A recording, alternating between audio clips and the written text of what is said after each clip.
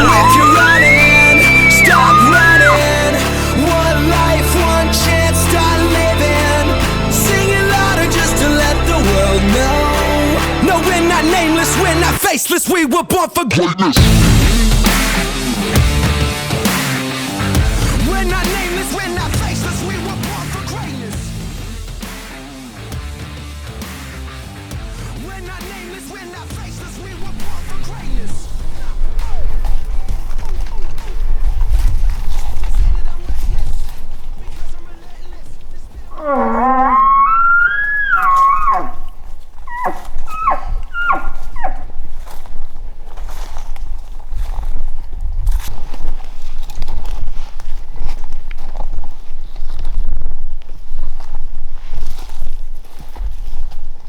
Almost immediately after breakfast, we heard some weak-sounding bugles pop off on the ridge behind our camp. And typically, any bugle we hear, we go try to investigate to make sure that we're not passing by weak-sounding elk.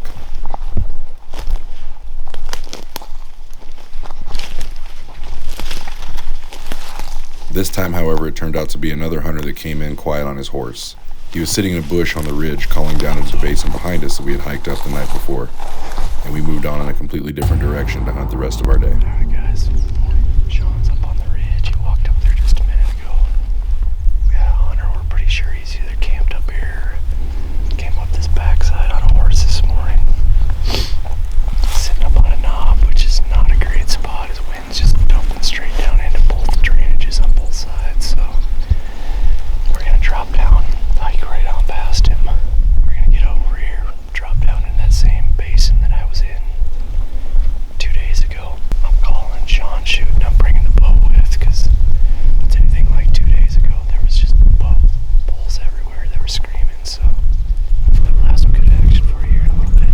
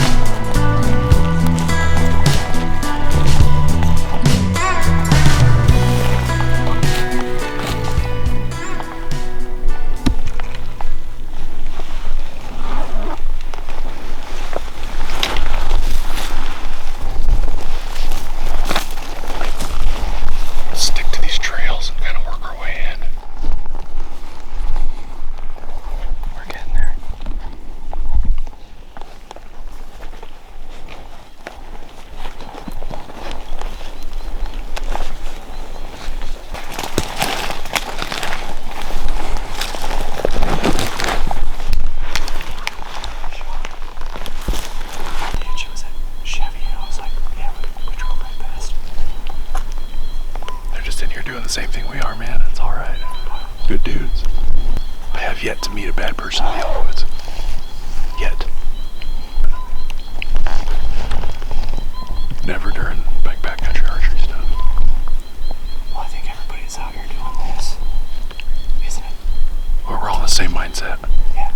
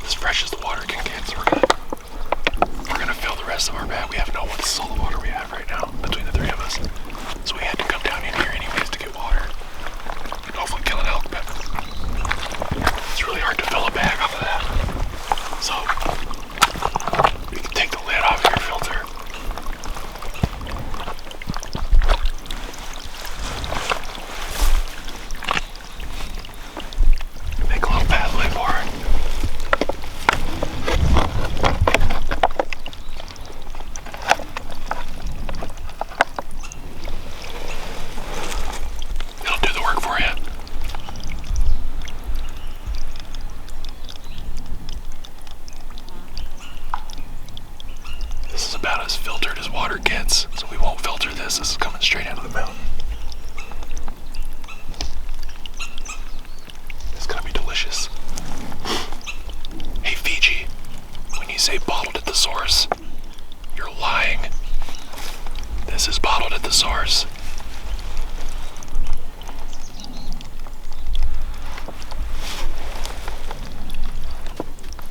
This makes bottled water taste like farts. Let's start with that. We finally rehydrated, and after experiencing a long, bugleless morning, we decided to sit down and have some lunch. But a gnarly midday bugle changed our plans for the rest of the day, and ended up launching us into some of the best rut action that we would experience all archery season.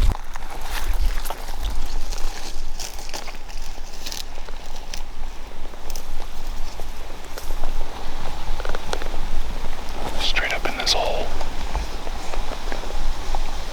It's a nasty looking. That's the other side of the ridge. Yeah. Might not be the same one. There's multiple in here. I don't think that one's the same one. That other one out here up there. Sounds like he's right down in there. And there's a younger one. Yeah, there's a younger one over here somewhere.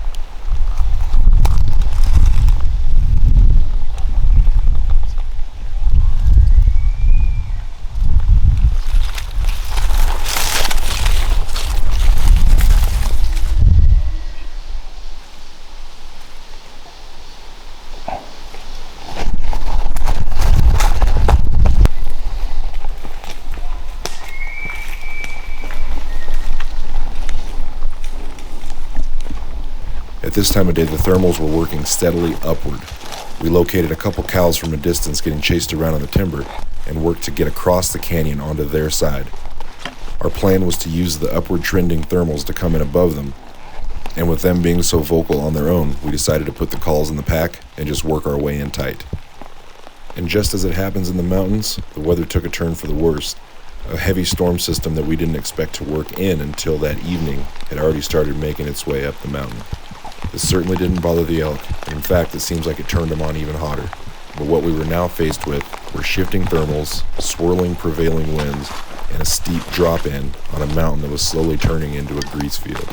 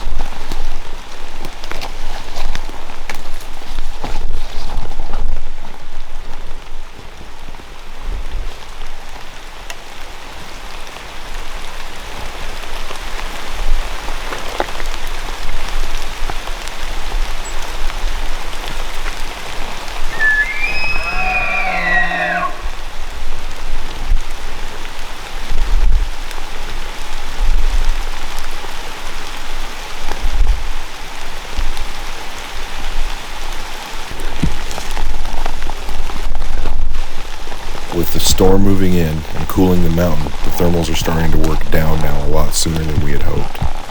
So we had to change our plan once again, and now instead of coming in above the elk, sneaking in on contour with the herd was our only option.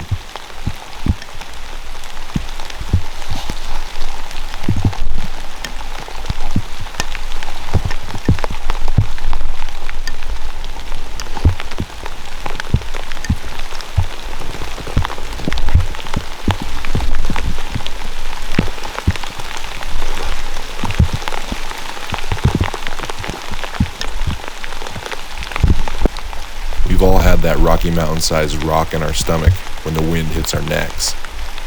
Did I just blow it? Did I really just drop 1,200 feet of elevation in the rain to get this close and blow it? I always feel that it's best in these situations to sit down, collect yourself, gather a plan, especially when you're dogging a herd. Wait to see if they go back to talking on their own, and when they do, check your wind again and create a different, more effective approach.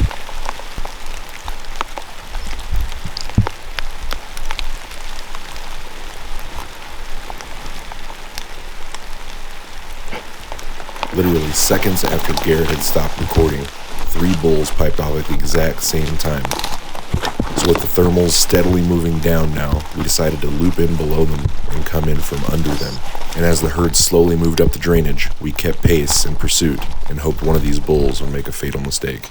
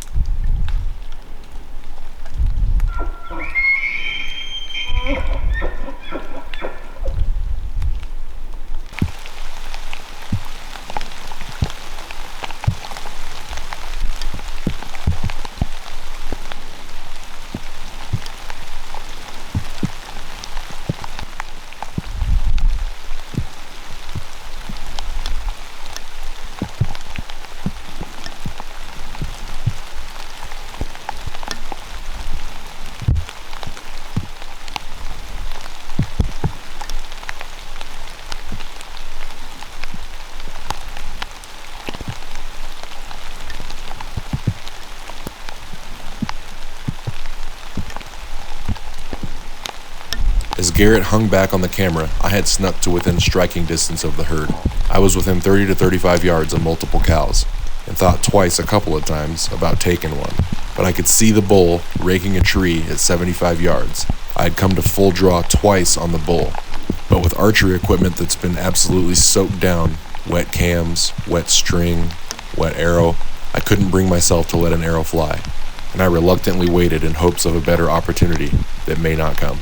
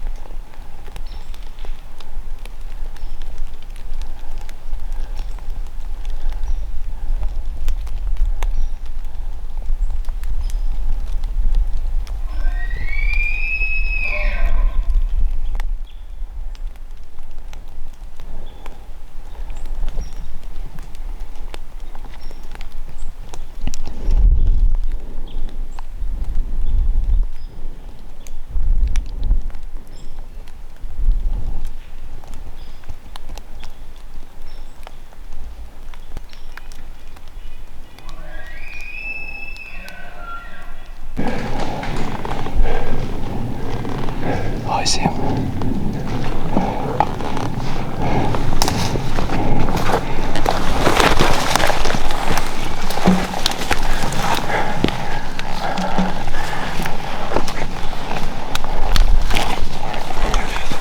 The jungle, dude.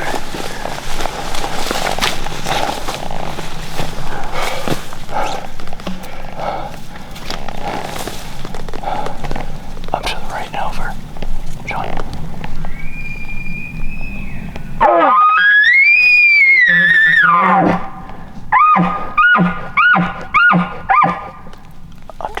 Just as we continue dogging this herd, they continue testing our mountain fitness. And if any of you have ever chased elk in the backcountry with archery equipment, you're well aware that it's nearly an impossible task to keep up when they're on the move. But it is achievable if you're carefully persistent.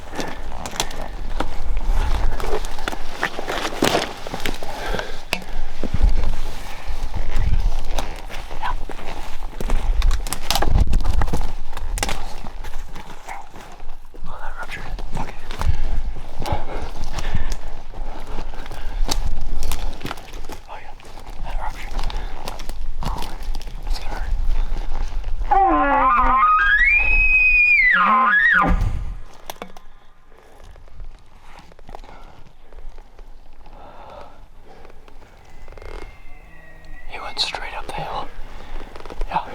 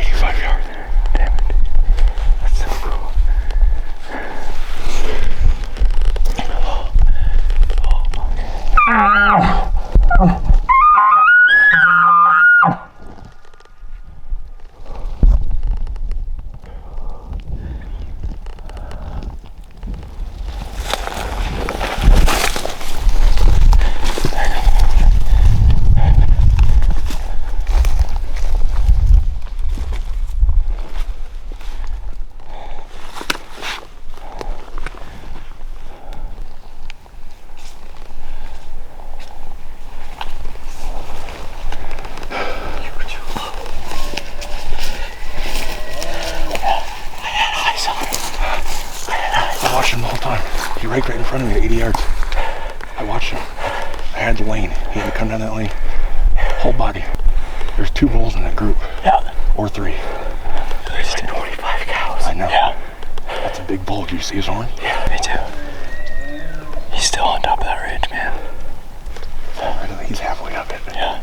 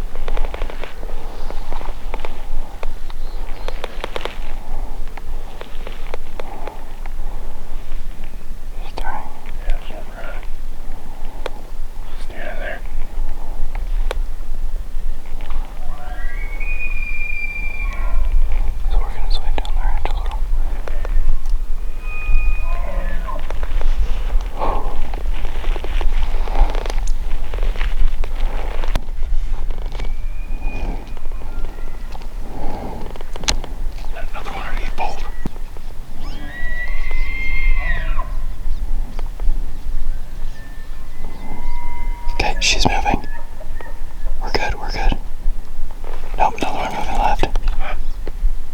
They're moving up. Yeah.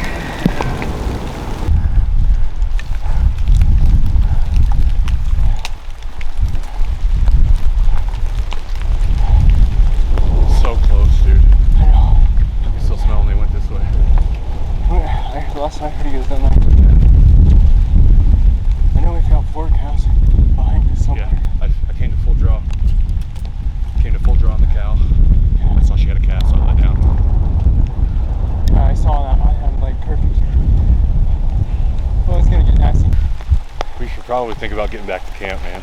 We're down here. And it's gonna get worse. Yeah, if we chase, It's still bugle. yeah, if we keep chasing, we're gonna end up spending the night out here in some really gnarly shit. It's not gonna be any fun for anybody.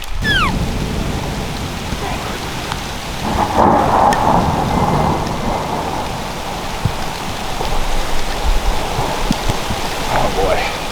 It's gonna be a wet one. Yeah. Kind of have to wait the storm out though. God, he's pissed. He's so mad, dude. He's still killable, but this lightning is like right on top of us. And the rain and hail. You can barely hear him bugle. He's not far. Chad's reed's about to blow out. You can hear it. Right down here. There's two of them, 2 or 3 bolts down there still.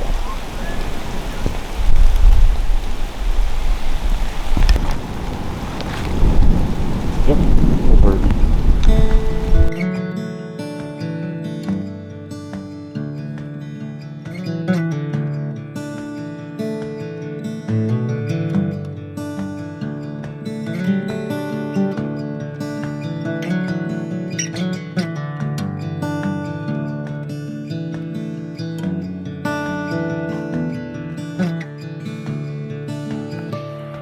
We're recording on the phone a little bit because the camera's at 3%. We have more batteries, but there's nothing to film right now.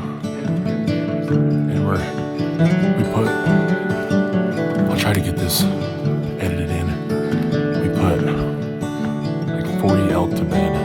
It was a tough decision, but you know, there's sometimes you have to make a decision to either stay down there and maybe make it through the night, and we're not packed in for the night. Get a bull down, it'd be a rough night. We're a long ways from a trail. Long ways. And all that action. Do you see those elk? So we had to put them to bed. There's like 40 of them down there. An easy hike.